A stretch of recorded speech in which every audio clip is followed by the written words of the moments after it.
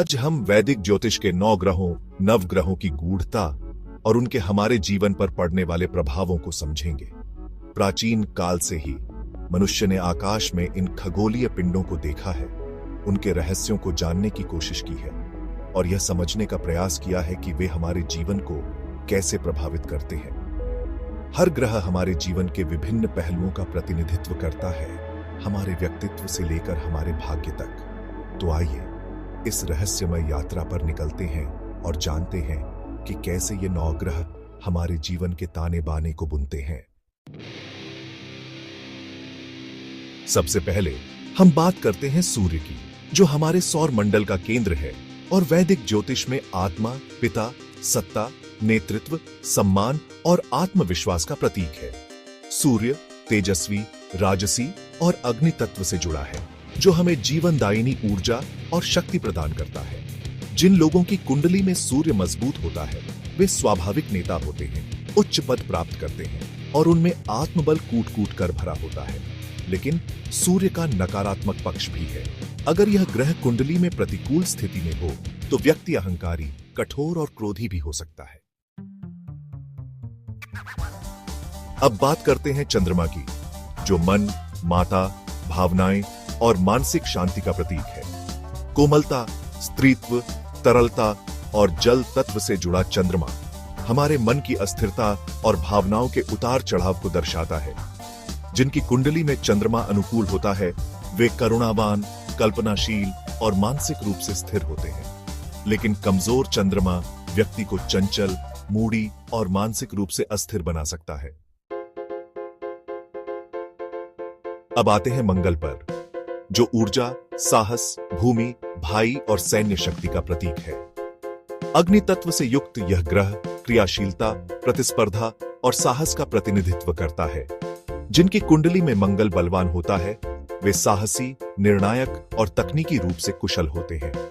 लेकिन मंगल का नकारात्मक पक्ष आक्रामकता, हिंसा और झगड़ालूपन लाता है।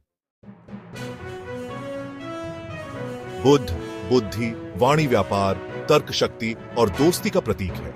द्वैत स्वभाव, वायु तत्व और युवा ग्रह से जुड़ा बुध हमारे सोचने, समझने और संवाद करने की क्षमता को दर्शाता है। बलवान बुध वाले लोग विश्लेषणात्मक, संवाद कुशल और चतुर होते हैं। लेकिन इसका नकारात्मक पक्ष छल कपट, अस्थिर सोच और भ्रम की स्थिति पैदा कर सकता है। अब बात करते हैं बृहस्पति की, जो ज्ञान, गुरु, धर्म, संतान और विवाह का प्रतीक है। धार्मिकता, आशावाद और गुरु तत्व से जुड़ा बृहस्पति हमें ज्ञान, विस्तार और समृद्धि प्रदान करता है। जिनकी कुंडली में बृहस्पति मजबूत होता है, वे ज्ञानी, सकारात्मक और भाग्यशाली होते हैं। लेकिन बृहस्पति का नकारात्मक पक्ष अति आत्मविश्वास, आलस्य और दिखावा ला सकता है। शुक्र प्रेम, कला, सौंदर्य, भोग विलास और पत्नी का प्रतीक है। स्त्री ग्रह, जल तत्व और सुख साधन से जुड़ा शुक्र हमें जीवन के रसों का अनुभव कराता है।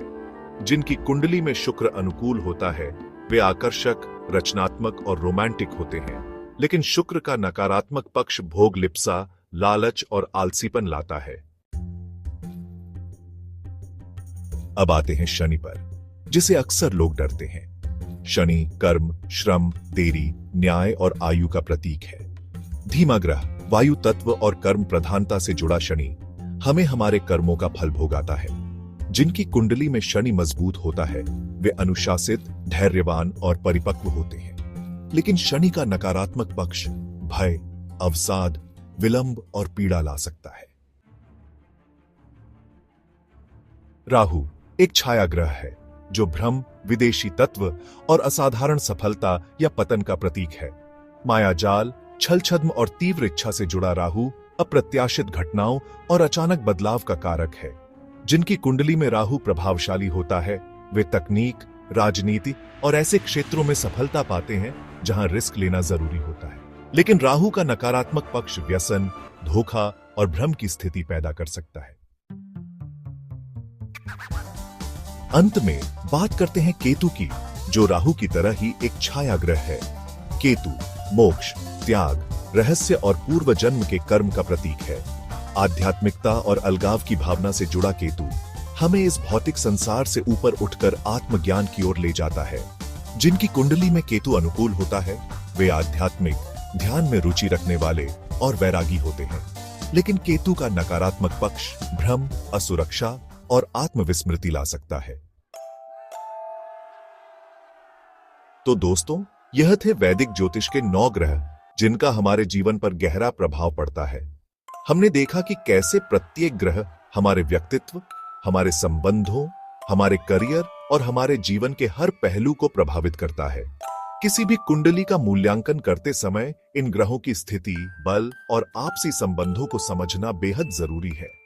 यह ध्यान रखना महत्वपूर्ण है कि ज्योतिष भविष्यवाणी का साधन नहीं है, बल्कि आत्म जागरूकता और आत्म विकास का एक मार्ग है। मुझे उम्मीद है कि यह वीडियो आपको नवग्रहों की गूढ़ता को समझने में मददगार साबित होगा। नमस्कार।